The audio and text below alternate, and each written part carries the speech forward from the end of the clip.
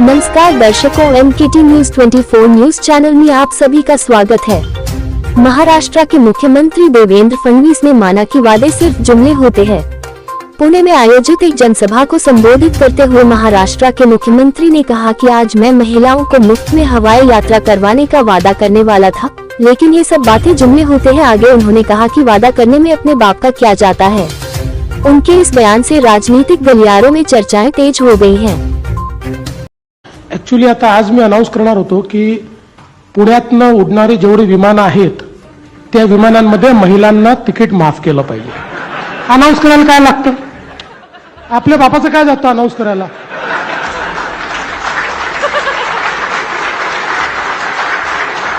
असं आहे,